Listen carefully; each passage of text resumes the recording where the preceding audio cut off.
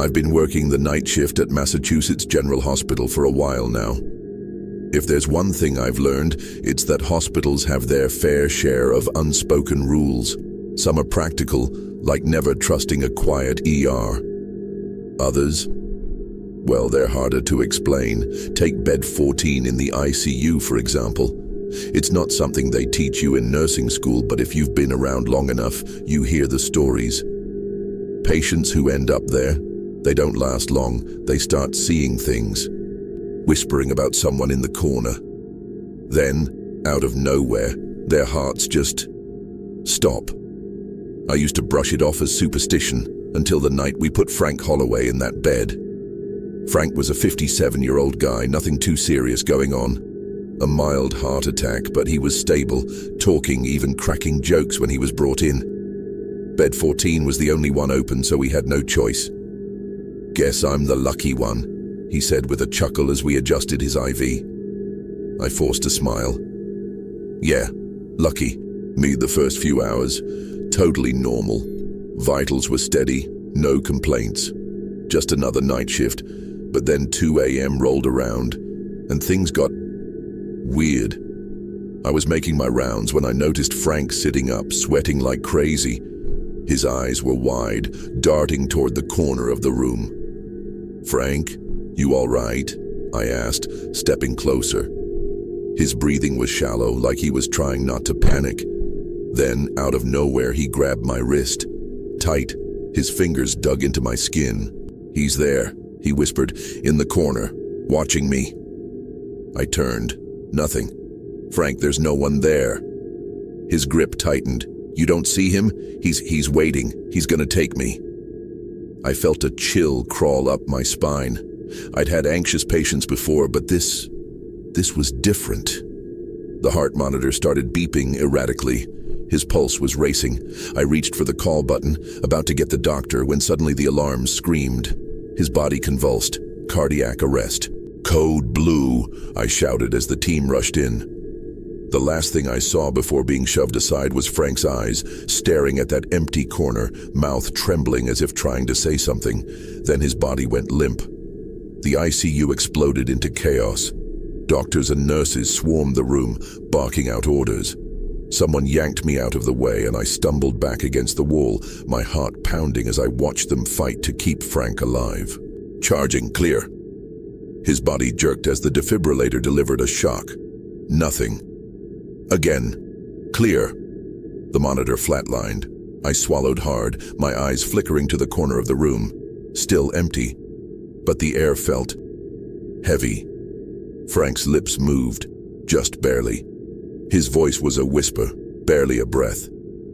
"Don't let him take me." Then, silence. The doctor checked the clock. Time of death, 2:14 a.m. I exhaled slowly, a sharp chill running down my spine. And that's when I saw it. The security camera in the corner of the room. It had been recording everything. I don't know what made me do it. Maybe curiosity, maybe something else. But after my shift, I found Paul Rodriguez, the night security guy. "Hey, Paul," I said, trying to keep my voice steady. "Can I check the ICU footage from last night?" He raised an eyebrow. "Something happened?" I hesitated. How the hell do you explain something like this? "Just weird timing. I want to see something." He sighed, but led me into the security office.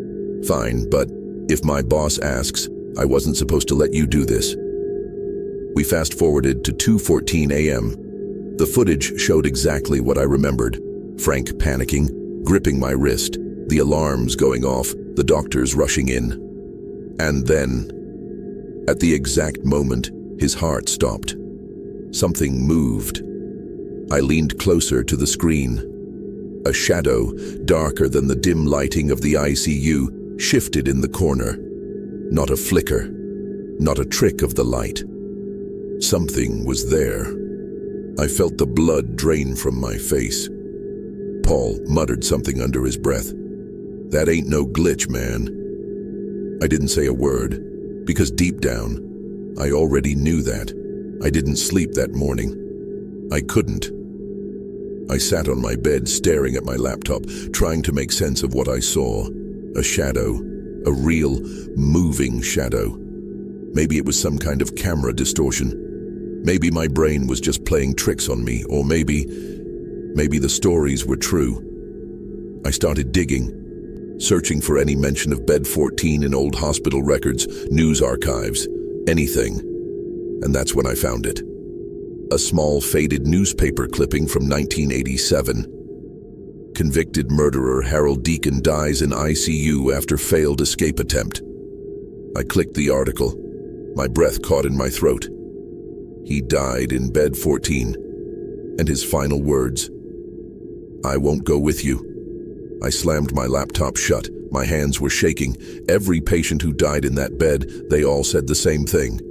I had to warn the others. That night, I walked into the hospital with one goal: convince my supervisor to close bed 14. I rehearsed what I'd say. I'd bring up the patient deaths, the security footage, the history. I'd make them listen. But when I reached the ICU, my stomach dropped. A new patient was being wheeled in. Bed 14 was the only one open. "Wait," I said, stepping forward. "We can't put them there." I stopped mid-sentence. The patient was a young woman, barely in her 30s, pale, weak, fighting for breath. There was no time to argue. They hooked her up to the monitors. Her eyes fluttered open, and then she looked straight into the corner of the room. I felt my chest tighten. She started shaking, her breath coming in short gasps, then, barely above a whisper, "He's here." The heart monitor screamed, the alarms blared, and I felt it. Something cold wrapping around my wrist. I turned toward the corner, and this time, I saw him.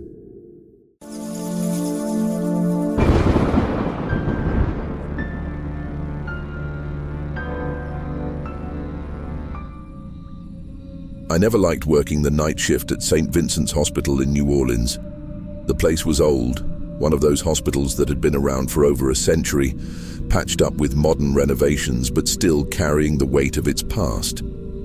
I was just an intern, mostly handling paperwork and running errands, which meant a lot of dull hours and occasional creepy moments. That night, I was at the front desk when my supervisor, Mr. Davidson, asked me to grab a patient file from the basement archives.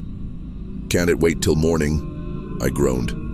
"Not unless you want to explain to Dr. Monroe why his request got ignored," he shot back. I sighed, grabbed my ID badge and headed for the basement. Normally I took the stairs. The elevator was ancient, one of those old metal-doored, dimly lit death traps. But I was exhausted and didn't feel like making the trek down on foot. I stepped inside, pressed the B button, and leaned against the wall, rubbing my temples. The doors slid shut with a mechanical groan, and the elevator lurched downward, making its usual clunky noises. Then halfway down, it jerked to a stop so hard that I stumbled forward. The lights flickered, and for a split second, everything went completely dark. I swallowed hard. Great. Just what I needed. The emergency button didn't work. Neither did the door open button. I jabbed at them repeatedly, but the panel just flickered, the red numbers flashing erratically. That's when I noticed something weird. The back wall of the elevator had a mirror, one of those slightly warped, scratched-up ones. My reflection looked normal at first, then in the dim light I saw it, a shadow standing behind me. I turned around so fast I nearly tripped, but there was nothing there. Just the empty elevator, the flickering panel, and my own ragged breathing. Okay. I was officially losing it. I shook it off, focusing on the buttons again. But then, buzzet. The panel glowed bright red.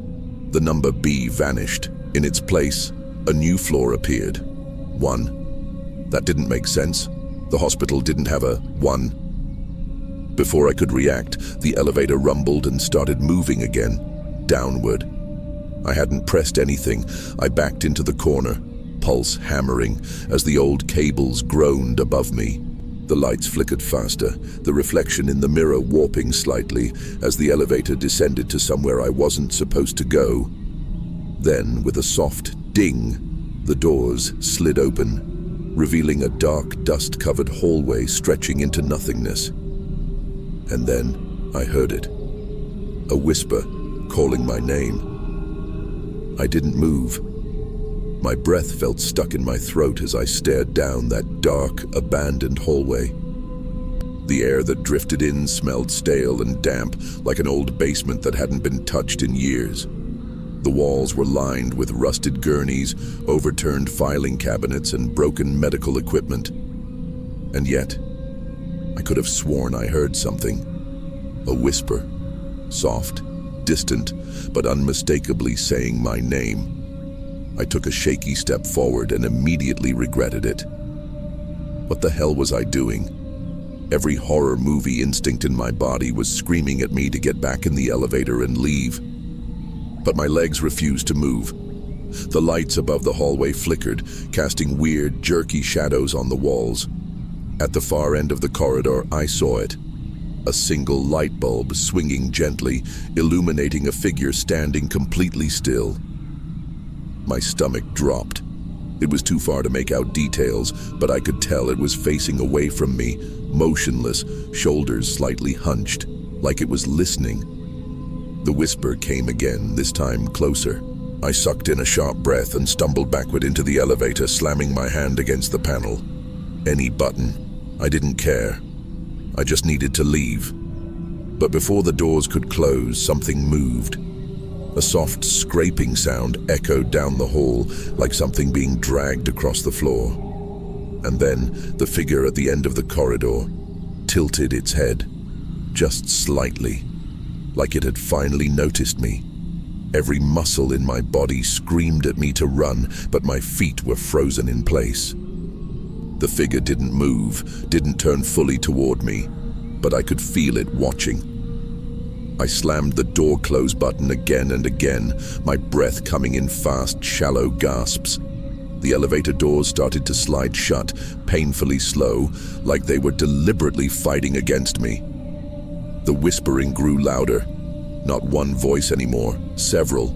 Murmuring, overlapping, hissing, and then a hand shot forward, pale, thin, too long. It grabbed the edge of the elevator door, holding it open.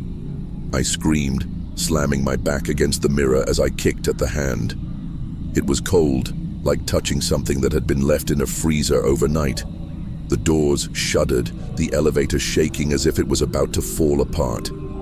Then, with a final clunk, they snapped shut, severing the hand, or at least, that's what should have happened. But when I looked down, there was nothing there. No severed fingers, no blood. Just the dull, stained elevator floor. I collapsed against the wall, gasping for air, my heart hammering so hard it hurt. The elevator lurched upward, fast, way too fast, like it was making up for lost time. The panel flickered again, but this time it showed something normal. G ground floor. With a final jolt, the elevator stopped. I scrambled forward, desperate for fresh air, and as soon as the doors opened, I stumbled out into the hospital lobby. Everything looked normal. The bright fluorescent lights, the quiet hum of machines, the security guard half asleep at his desk. Like nothing had happened. But when I turned back, the elevator doors were already closing. And for the briefest moment, in the reflection of the polished metal, I saw something standing inside. Something that wasn't me. I stood there, frozen, watching the elevator doors slide shut. My lungs burned. I hadn't realized I was holding my breath. The reflection was gone now. Maybe it had never been there. Maybe I was just seeing things. But I knew better. I spun around, nearly tripping over my own feet as I rushed toward the security desk. The guard, a guy in his 50s named Henderson, was slumped in his chair, scrolling through his phone. "Henderson?" I gasped, still trying to catch my breath. Something's wrong with the elevator." He raised an eyebrow but didn't seem too concerned. "What do you mean, wrong?" I turned back toward the elevator, expecting to see, I don't know, something. The doors were shut now, the panel above them dark. I got stuck. It took me somewhere it shouldn't have. I swallowed hard. I was in the basement, but the panel said 1, and there was a... I stopped myself. What was I supposed to say? A shadow? A whisper? A hand that wasn't there? Henderson sighed, rubbing his face like he was too tired for this conversation. Listen, kid, I don't know what kind of joke you're trying to pull, but that elevator's been out of service for years. I blinked. What? He motioned toward the old screen displaying the hospital's security feed. Look for yourself. I leaned in, my heart still racing, and scanned the grainy footage. The cameras showed all the working elevators in the hospital, but the one I had just stepped out of, it wasn't there, just an empty, boarded-up doorway. A chill ran down my spine. No, I muttered, shaking my head. That's not right, I was just in it. Henderson let out a slow breath. Yeah, that's what the last guy said too. I turned to him, my hands clammy. The last guy? He hesitated, then grabbed a dusty folder from his desk drawer and slid it toward me. I opened it with trembling fingers, my eyes scanning the yellowed newspaper clippings and old reports. Hospital worker. Missing after incident in basement, body never found, last seen entering the service elevator. The date on the report was from over 20 years ago. My stomach twisted as I flipped to the last page, a photo of the missing worker, and that's when my blood ran cold. The man in the picture was the same figure I had seen at the end of the hallway, the one standing still, listening. I slammed the folder shut, stepping away from the desk. This is insane. Henderson just watched me carefully, his face unreadable. You should go home, kid. But as I turned to leave, something made me glance back at the elevator one last time. The polished metal doors were closed now, reflecting the hospital lobby. But this time, there was no reflection of me at all, just the dark outline of someone standing inside, watching, waiting.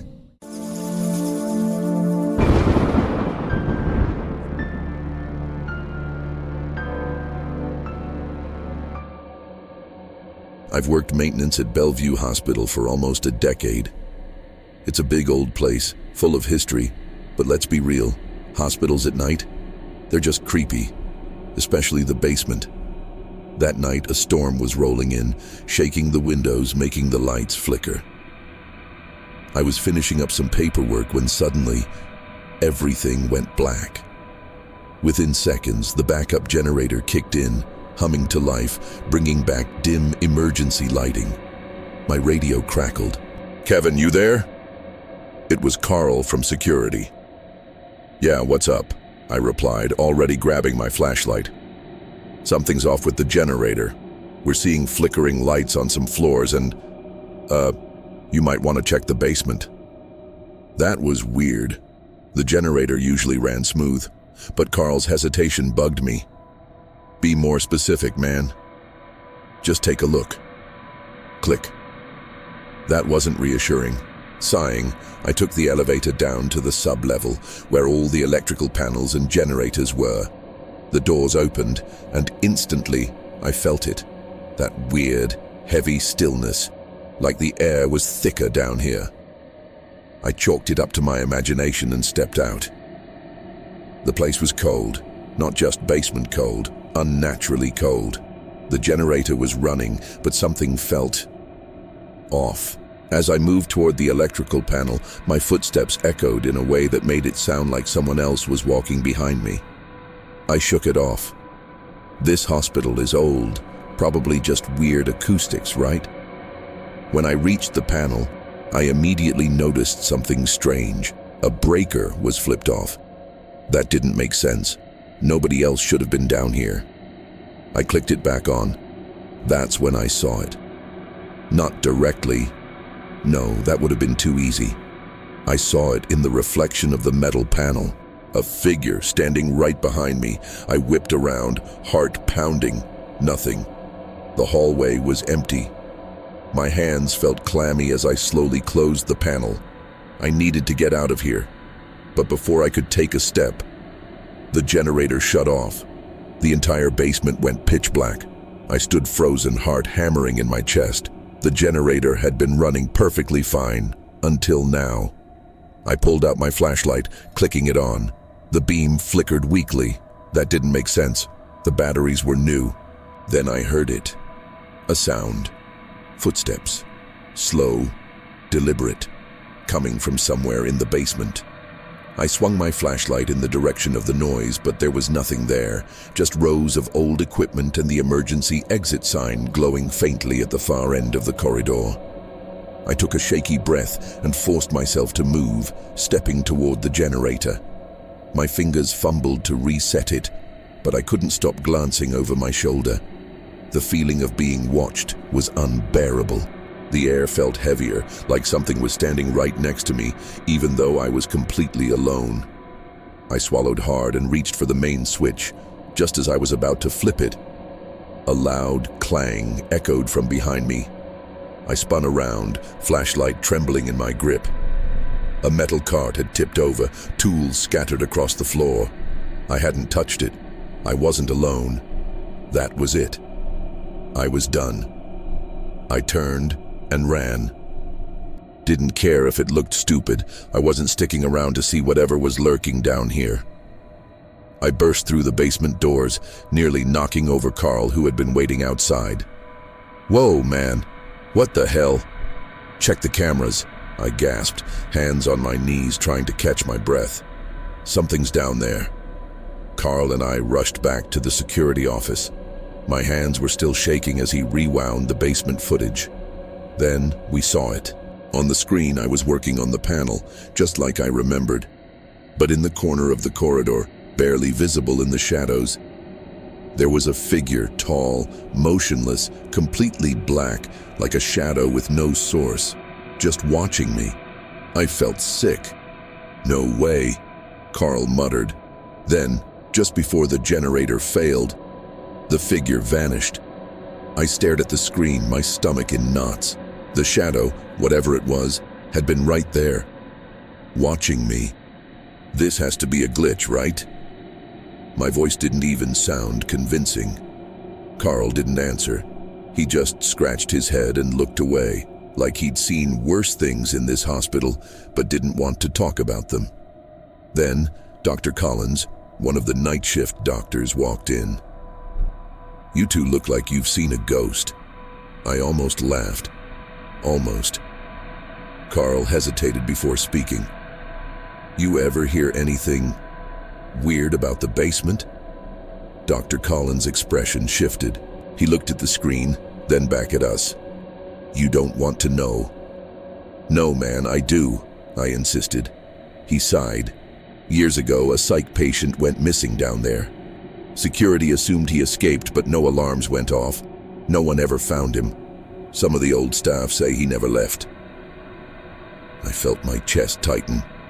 "You're messing with me." He shrugged. "Believe what you want, but if I were you, I'd stay out of the basement at night." I left the security room feeling different. The air in the hospital felt heavier. The humming of the generator sounded deeper. I told myself it was just a story, but when I walked past the basement stairwell, something caught my eye. A faint shadow at the bottom. Still, waiting, watching, and then the generator hummed louder.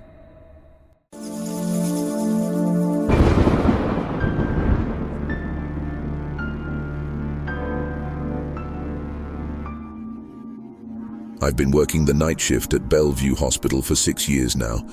You get used to the routine, the hum of fluorescent lights, the steady beep of monitors, the occasional distant cough from a patient.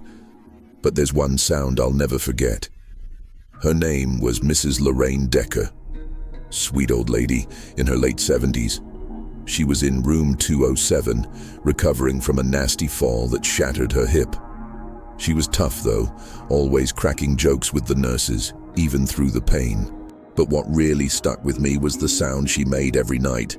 Clack, clack, clack. That was the noise of her crutches as she made her way to the bathroom.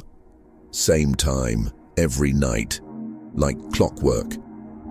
It became part of the hospital's soundscape, something I barely noticed anymore, until the night she died. It happened out of nowhere. One moment, she was sitting up in bed, smiling at me. The next, her vitals plummeted.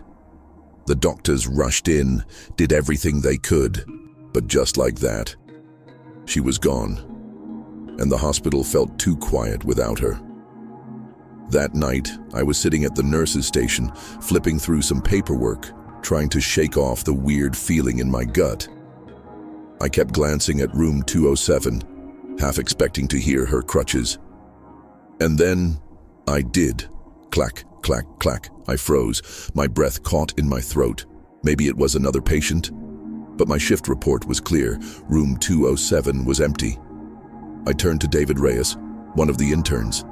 His face was pale. "Did you hear that?" he asked, voice barely above a whisper. I nodded. Neither of us wanted to say it out loud, but we both knew what we had heard. Slowly, we stood up and walked toward room 207. The door was slightly open, just like we left it after clearing her things. We stepped inside. The room was empty. The bed was neatly made. The window was closed. And there, propped against the wall, were Mrs. Decker's crutches. Untouched, David and I stood there, staring at the crutches like they might move on their own. The room was eerily still, the kind of silence that makes your skin crawl. "Maybe someone walked past in the hallway," David whispered, though we both knew that wasn't it. I stepped forward and ran a hand over the crutches, half expecting them to be warm or something. Nothing. Just cold, lifeless metal. But the sound. We both heard it. We checked the hallway. Empty. Security footage? Nothing. No one had walked into that room since we cleared it. Still, I tried to shake it off. Sleep deprivation does weird things to your brain. Maybe we imagined it. That's what I told myself, until the patients started talking. It started with the old man in room 209, right next to Mrs. Decker's. "I keep hearing footsteps," he said one morning, his voice shaky. "Late at night, someone walking back and forth." I asked him if he'd seen anyone. He just stared at me and muttered, "She was standing in my doorway." Then, a younger patient from down the hall mentioned hearing clacking sounds in the middle of the night. Another patient woke up screaming, saying she felt someone watching her. It wasn't just the patients either. Some of the nurses started avoiding room 207. The janitor, Hector, refused to mop that section of the hallway after dark. "There's something wrong with that room, man," he muttered. I didn't disagree. It was around 3 a.m. when the call button for room 207 lit up. I hesitated before answering. That room had been empty for weeks, left open for new admissions. But when I checked the roster, I realized someone had finally been placed there. Melissa Thompson, 32 years old. Car accident. Broken leg. I grabbed my tablet and headed down the hallway, my footsteps echoing against the tile. As I got closer, I felt something off. The air felt heavier, colder. I knocked softly. "Melissa, everything okay?" No answer. I pushed the door open and saw her sitting up in bed, eyes wide with terror. "She was here," she whispered. "Standing right there." She pointed to the foot of the bed. "Who?" I asked, though I already knew the answer. "An old woman. She had crutches." And then, as if on cue, clack, clack, clack. The sound came from the hallway. I turned so fast my vision blurred. The hallway was empty, but the sound was still there, getting farther away. I took off running. David caught up behind me as we turned the corner. The sound led us toward the stairwell at the end of the hallway. The door was slightly open, moving just a little, as if someone had just passed through. We hesitated. Then we pushed it open. Nothing. Just the cold, stale air drifting up from the lower floors. And silence. The next day, I started digging. Melissa wasn't the first person to see her. Turns out Mrs. Decker wasn't even the first patient in room 207 to die unexpectedly. Years ago, another woman, Margaret Ellison, had died in that same room. She had also used crutches. When I asked around, an older nurse told me the hospital had a history of losing patients in that room. Many of them had been recovering from broken legs, hip surgeries, all patients who had trouble walking. It got to the point where the hospital administration shut the room down, claiming it was for renovations. But we all knew the truth. No one wanted to stay in room 207. And sometimes, even after all these years, when I'm walking those halls late at night, I still hear it. Somewhere in the distance, clack, clack, clack.